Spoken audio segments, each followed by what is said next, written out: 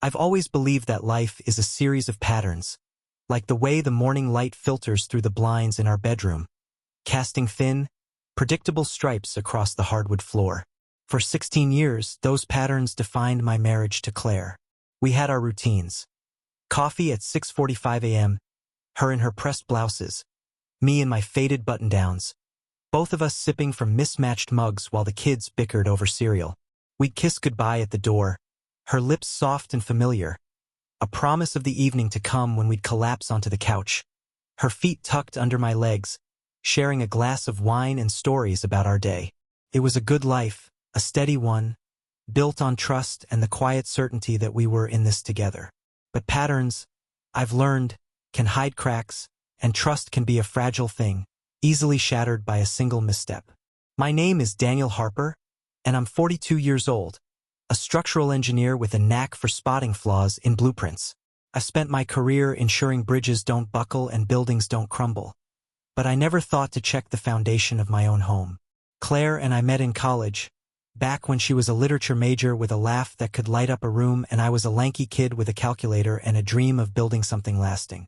We married at 26, had 2 kids, Ellie, now 14, and Max, 11, and settled into a life in suburban Connecticut, where the houses are old, the lawns are manicured, and secrets, I thought, were as rare as snow in July. It started with small things, the kind you dismiss because they're too insignificant to matter. Claire's phone, always face down on the counter now, when it used to lie carelessly open. Her late nights at the office, where she worked as a marketing director for a boutique firm, explained away with vague references to client deadlines. The way she'd linger in the bathroom after a shower, the faint glow of her phone screen visible through the crack in the door. I noticed, but I didn't question. Claire was my constant, my North Star. She'd never given me reason to doubt her. Not in 16 years. The first Betrayal crack appeared on a Tuesday in October, when the leaves were turning crimson and gold, and the air smelled of wood smoke. I was home early, a rarity, having finished a site inspection ahead of schedule. The kids were at soccer practice, and I thought I'd surprise Claire with dinner. Maybe that lemon chicken she loved, with rosemary from the garden. I was halfway through chopping onions when her phone buzzed on the kitchen island. It was face up for once, and the notification caught my eye. A text from someone named J. Carter. * meet me at 7. Same place. Can't wait to see you. *. My stomach twisted. A sharp, unfamiliar pang. J. Carter. I didn't know a J. Carter. Could be a client, I told myself. Could be a colleague. Could be nothing. But my hands were shaking as I wiped them on a dish towel and picked up her phone. The lock screen stared back at me, demanding her passcode. I tried her birthday, then mine, then the kids. Nothing. Since when did Claire change her passcode? She'd always used the same one, the date we got engaged. 061209. I set the phone down, my pulse hammering in my ears. The onions sizzled in the pan. Forgotten. I told myself I was overreacting. People change their passcodes. People get texts from colleagues. But the name, J. Carter, burned into my brain, and the words "can't wait to see you" felt like a splinter under my skin. I didn't touch her phone again that night. When she came home, smelling faintly of jasmine perfume and something else, something musky, unfamiliar, she smiled, kissed my cheek, and asked about my day. I lied and said it was fine. She didn't notice the onions burned to black in the pan. The next few weeks were a slow descent into a kind of quiet madness. I started noticing things I hadn't before. The way Claire's eyes flicked to her phone during dinner, her fingers twitching like they were itching to check it. The way she'd laugh at something I hadn't said, her mind somewhere else. The way her stories about work grew vaguer, her evenings out more frequent. I didn't ask questions, not directly. I was afraid of the answers. Instead, I became a detective in my own home, piecing together clues I didn't want to find. I checked her laptop one night when she was asleep, her breathing soft and even beside me. Her email was clean, too clean, like she'd scrubbed it of anything personal. But her calendar had an entry for coffee with JC every Thursday at 7 p.m. at a place called the Blue Heron. a cafe downtown I'd never heard her mention. I Googled it. Upscale, dim lighting, the kind of place you go for intimate conversations, not client meetings. My chest tightened, but I closed the laptop and went to bed, her warmth beside me feeling like a lie. I started cross-referencing her schedule with her stories. She'd say she was meeting a client, but her calendar would show JC. She'd say she was working late, but her car's GPS history, yes, I checked that too, showed trips to the Blue Heron, to a hotel downtown, to a residential address in a neighborhood I didn't recognize. I felt like a stranger in my own life, a man watching his world unravel through a keyhole. The final straw came on a rainy November evening. Claire said she had a work event, a gala for a client's product launch.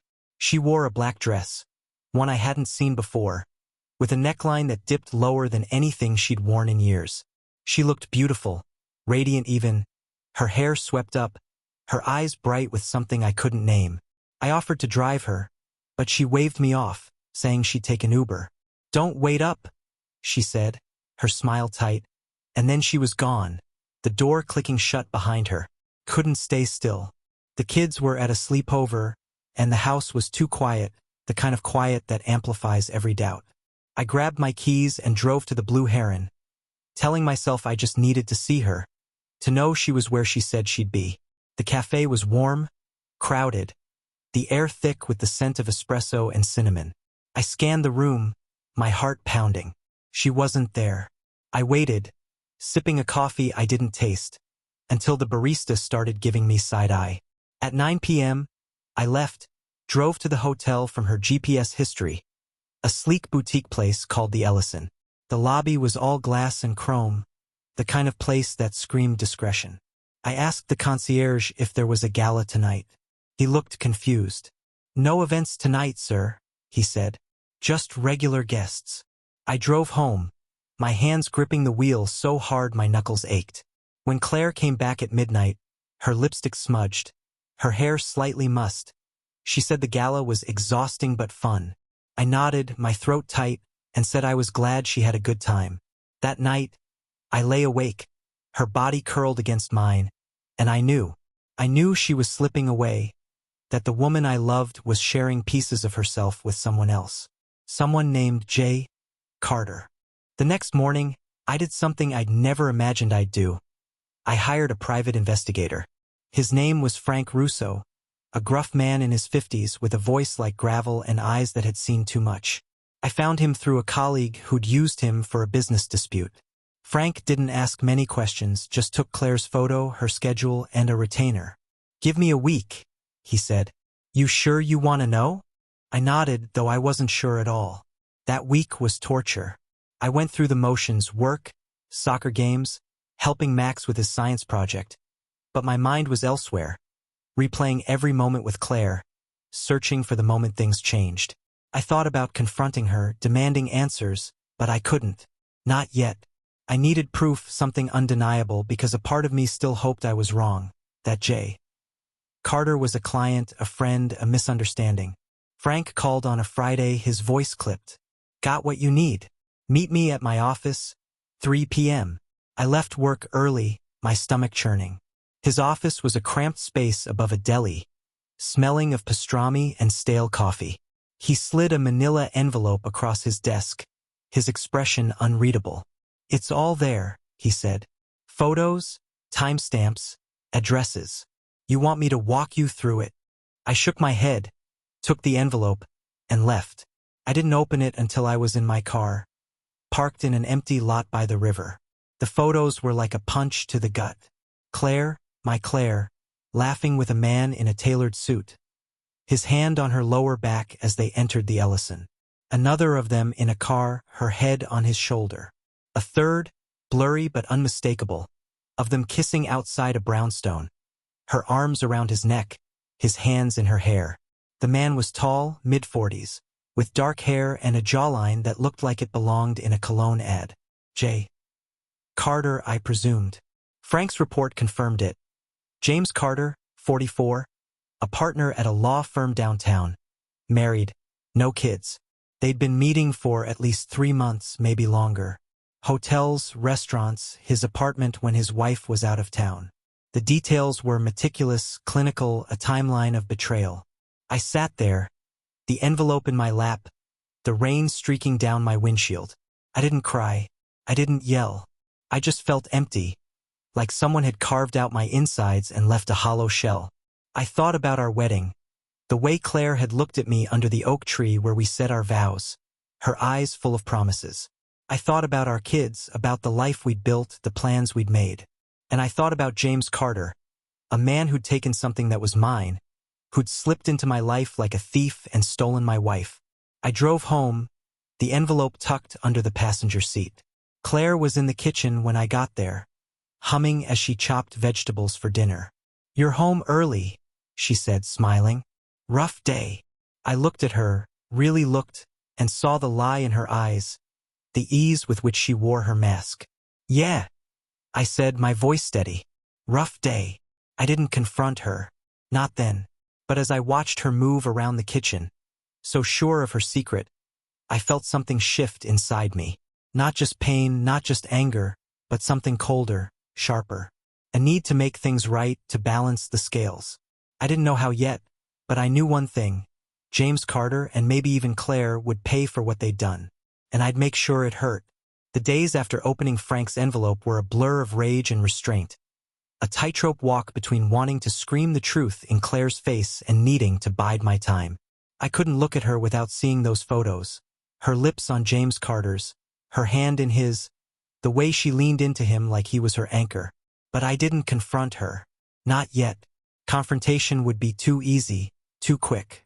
It would give her a chance to explain, to cry, to promise it was a mistake. I didn't want her tears or her apologies.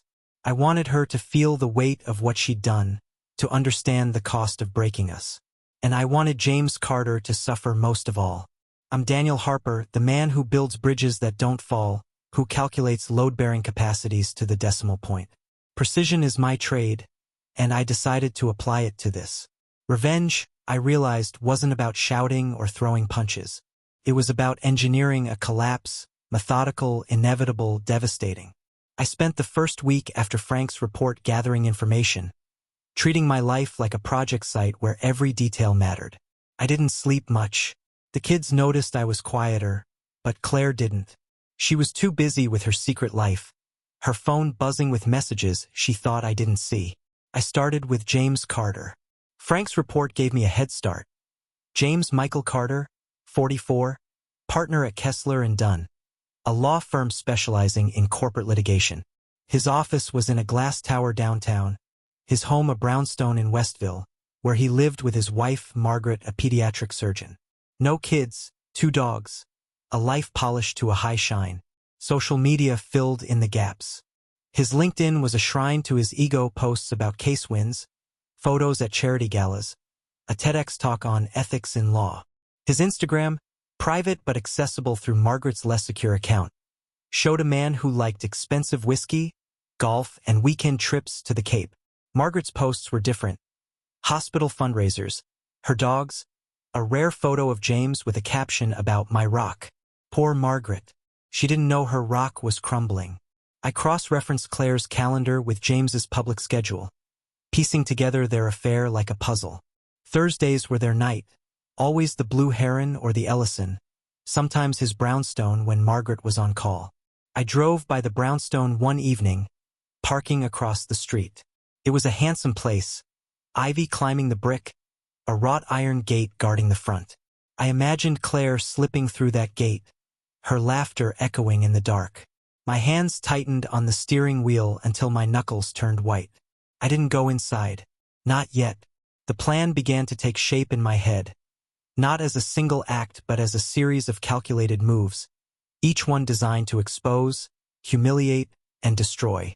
I wanted James to lose everything. His career, his marriage, his reputation. And Claire? I wasn't sure yet. Part of me still loved her. The part that remembered her reading bedtime stories to Ellie or dancing with me in the kitchen to old jazz records. But that part was shrinking, drowned out by the image of her with him. She'd betrayed me, betrayed our kids, betrayed the life we'd built. She'd have to face consequences, too. But James was my primary target. He was the invader, the one who'd crossed the line into my world. Step 1 was exposure, but not the kind where I'd storm into his office or send an anonymous email to Margaret. No, I needed something public, something that would stick to him like tar. I started digging deeper into his professional life. Lawyers like James thrive on reputation, and I figured a man with his arrogance had enemies. I contacted Frank again, asking him to look into James's cases, his clients, anything that might smell dirty. "You're playing with fire," Frank warned, but he took the job. A week later, he delivered a new report. James had a history of cutting corners, nothing illegal enough to get disbarred, but enough to raise eyebrows. A settled malpractice suit from 2018, whispers of witness intimidation in a corporate merger case. A client who'd filed a complaint about unethical billing. Small cracks, but cracks I could widen. I also started tracking James in person, not every day, but enough to learn his patterns. I'd leave work early, park near his office, and watch him stride out at 6 p.m., always in a tailored suit, always with a smirk like he owned the world. Twice, I saw Claire meet him, once at the Blue Heron, once outside his brownstone. I didn't follow them inside. The sight of her hand in his was enough to make my vision blur with rage. Instead, I took photos not for proof I had Frank's, but to remind myself why I was doing this. Each image was fuel, stoking the cold fire in my chest. The second step was Margaret. She deserved to know, but I didn't want to be the one to tell her. Not directly. I needed her to discover it herself, to feel the betrayal as viscerally as I did. I created a burner email account and sent her an anonymous tip, vague but pointed. "Ask your husband about his Thursday nights at the Ellison. You might be surprised." I included a single photo from Frank's report, pixelated just enough to obscure Claire's face but not James's. I sent it from a public library computer, untraceable. I didn't know if she'd act on it, but I hoped it would plant a seed, make her watch him the way I was watching Claire. The third step was the firm. Kessler and Dunn prided itself on integrity, or at least the appearance of it. I started digging into their clients, cross-referencing names with James's cases. One stood out, a pharmaceutical company called Virex, embroiled in a lawsuit over a defective drug. James was lead counsel, and the case was high-profile, with articles mentioning alleged suppression of clinical trial data. I wasn't a lawyer, but I knew enough about structures to recognize a weak point. If I could link James's ethical lapses to Virex, I could make his firm see him as a liability. I spent nights researching, my laptop screen casting a blue glow over the dining room table while Claire slept upstairs. I found a disgruntled former paralegal from Kessler and Dunn on an X thread, venting about shady partners who buried documents. I messaged her from another burner account, posing as a journalist investigating Virex. She was hesitant but bitter, and after some coaxing, she sent me copies of emails. Nothing damning on their own, but they showed James instructing staff to prioritize client confidentiality over redundant disclosures. Legal jargon for hiding evidence, maybe. I forwarded the emails to Frank, asking him to verify their authenticity. He confirmed they were real but warned me again. "This is a deep hole, Harper. You sure you want to keep digging?" I was sure. The plan was coming together, but it wasn't enough to ruin James's career or his marriage. I wanted him to feel trapped, exposed, like he'd nowhere to turn. I started thinking about his social circle, the charity galas, the golf buddies. I found an X account for a local gossip columnist, someone who thrived on outing the elite's dirty laundry. I sent her a tip, again anonymous, about a prominent lawyer's extracurricular activities, with just enough detail to pique her interest. I didn't mention Claire. This was about James. At home, I played the part of the dutiful husband. I cooked dinners, helped Max with math homework, drove Ellie to dance class. Claire noticed I was quieter, but she chalked it up to work stress. "You okay, Dan?" she'd ask, her voice soft, her eyes searching. I'd nod, force a smile and say, "Just tired." She didn't push. Maybe she was relieved I wasn't asking questions. Maybe she thought she was safe. But I wasn't just planning James's downfall. I was watching Claire, too, cataloging her lies.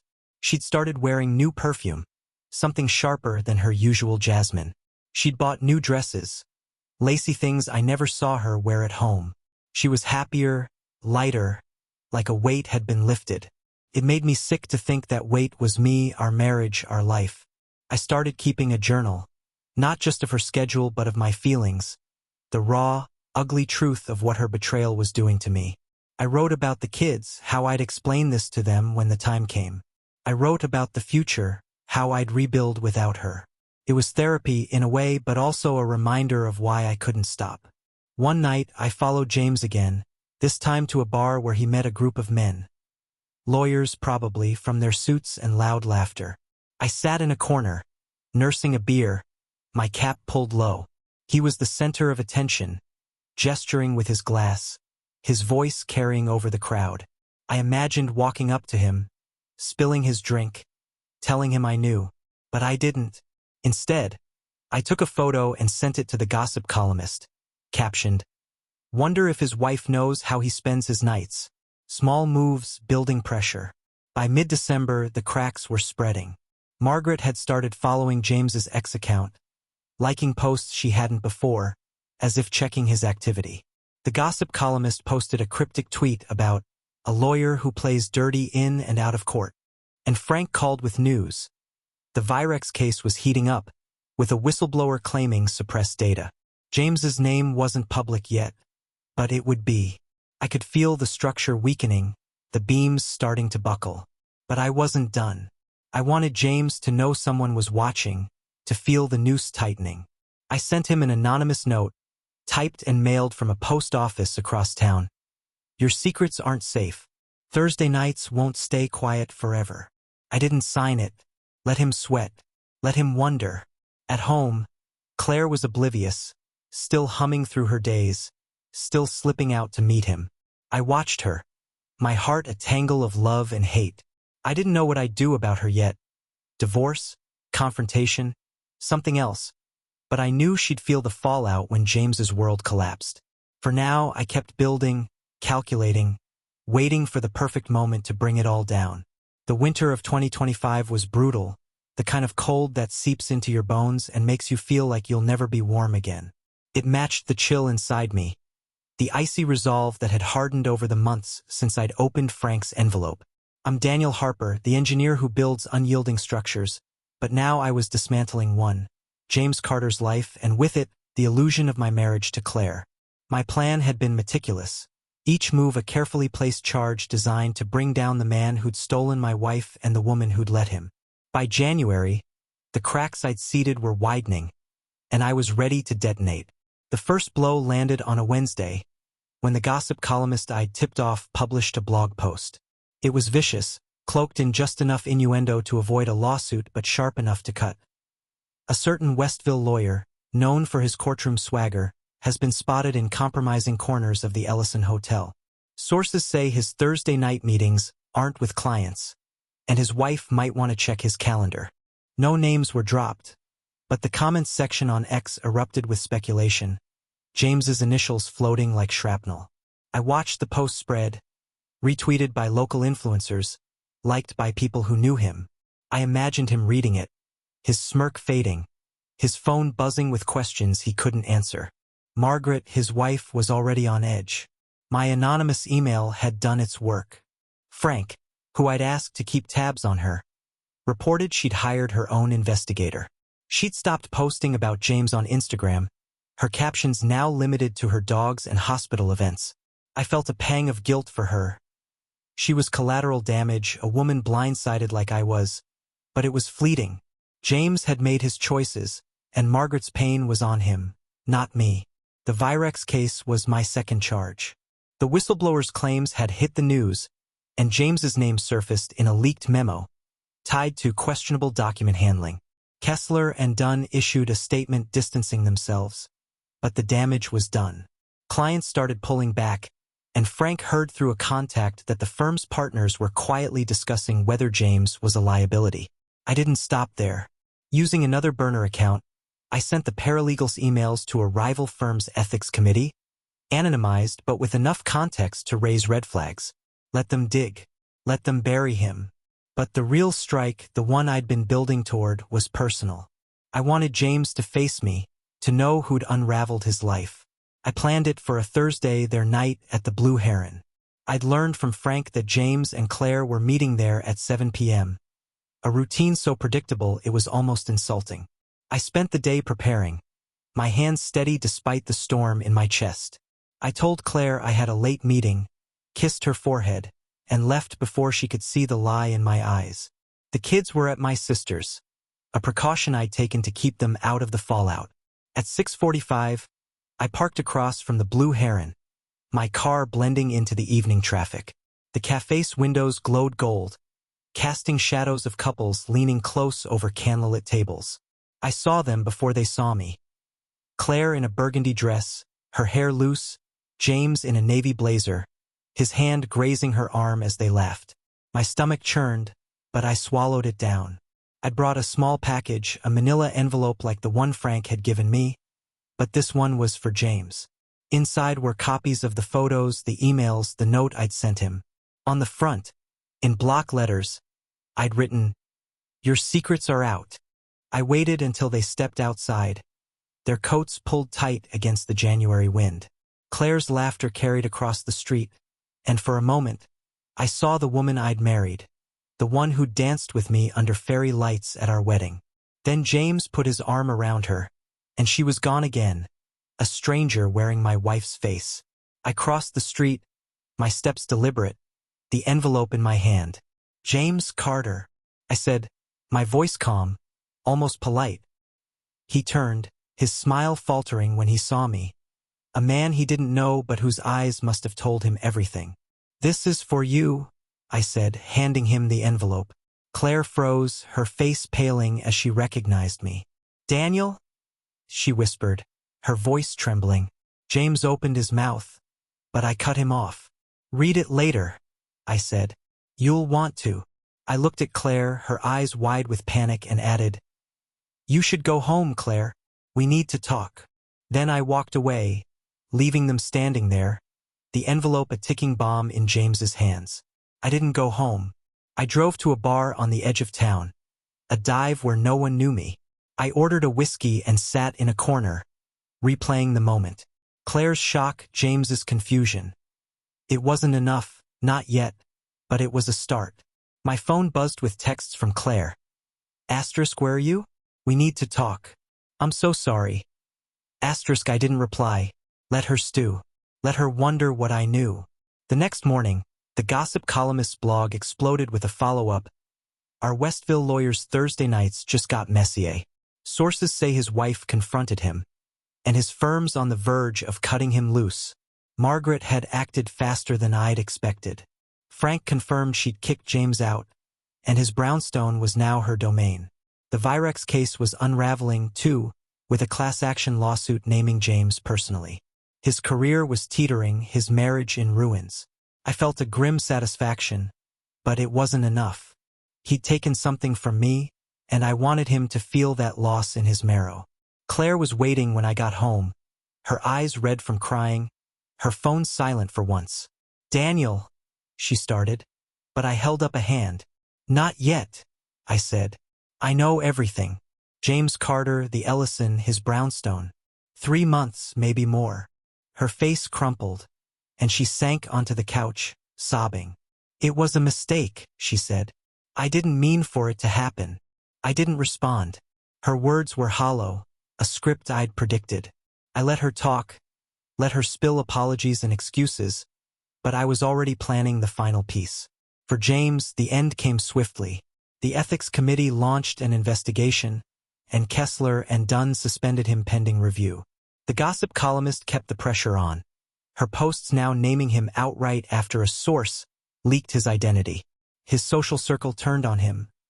Ex-posts showed golf buddies distancing themselves, charity boards dropping his name. Margaret filed for divorce, her lawyer citing irreconcilable differences. I didn't feel sorry for him. He'd built his life on arrogance, and I'd exposed its fragility. For Claire, the reckoning was quieter but no less brutal. I didn't scream or throw her out. Instead, I laid out the photos, the calendar entries, the GPS logs.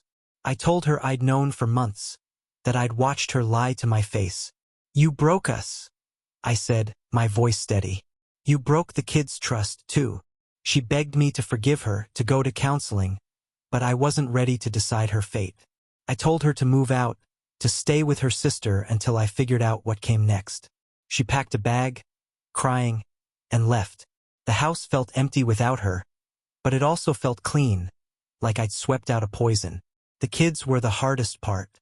I sat them down, Ellie and Max, and told them a version of the truth.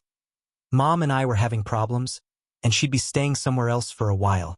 Ellie, sharp as ever, asked if there was someone else. I didn't lie. Yes, I said, but it's complicated. Max cried, and Ellie hugged him, her own eyes wet. I promised them we'd get through it, that I'd always be there. It was the only promise I knew I could keep. James's downfall was complete by February. Disbarment proceedings began, and his name was toxic in legal circles. He moved out of state, or so Frank heard, to a small apartment where no one knew his name. I didn't care where he went. He was gone from my life, and that was enough. Claire was another story. I didn't forgive her, not yet, maybe not ever. But I let her see the kids, supervised, because they needed her, even if I didn't. I started therapy, not to save our marriage but to rebuild myself, to understand why I hadn't seen the cracks sooner. The kids and I moved forward, one day at a time, rebuilding our own structure, stronger this time. Looking back, I don't regret what I did. James deserved every consequence, and Claire needed to face hers. I'd engineered a collapse, precise and devastating, and in the rubble I found something new. Not peace, not yet, but a clarity I hadn't had before. My life was mine again, and I'd build it back, beam by beam, without the weight of their betrayal.